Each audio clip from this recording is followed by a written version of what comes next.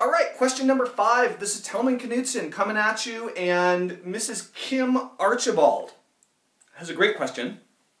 She says, after being hypnotized, does the direction or the suggestions that you were given stay with you forever? Great question, Kim. So let me dispel a few myths about this and explain exactly how the whole process works.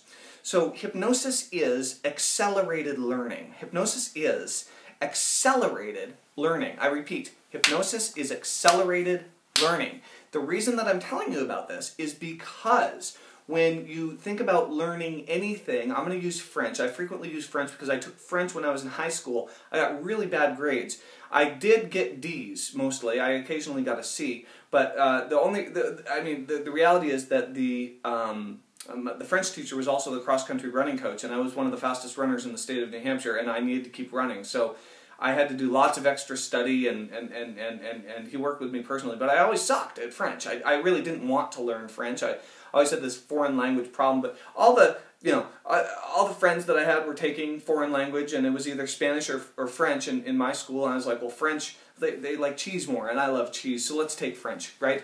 So when you're learning French and you want to learn French, well, you are going to learn it much faster, right? And some people are going to be unnatural at learning French really quickly, and yet other people are going to find that they're in a situation where they need to work at it a little bit harder, they need to practice a little bit more, or they need some better techniques in order to learn more quickly and easily. Now, if you have a really great teacher that you really connect with on an emotional level, and you can really understand what they're saying and their teaching style and how they communicate, then what you're going to find is you're going to learn much more quickly.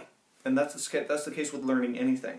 Likewise, if you immerse yourself in immersion learning, if you go to France, you're going to learn French much more quickly, right? Of course. So if you actually start having experiences where you're living, eating, breathing French 24 hours a day, 7 days a week, boom, you're going to learn it much more quickly. However, if you don't use it, you lose it. And the brain and the body work the exact same way. It's just like working out. If you don't continue to work out, you are going to remember how to work out, but you might not be able to work out as well or with the same degree of form or with the same degree of confidence as you did as when you were in your 20s. So the point is that when you learn how to exercise and you get in really amazing shape, and let's say you've run a marathon, and forget it, let's amp it up. You've won a marathon. Does that stay with you forever? Well, the memory of it sure does.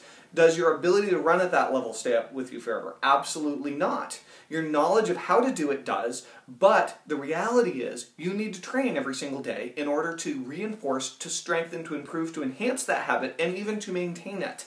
Everything mental works in a very, very, very similar way. You are going to continually improve if you use the skill set that you've learned.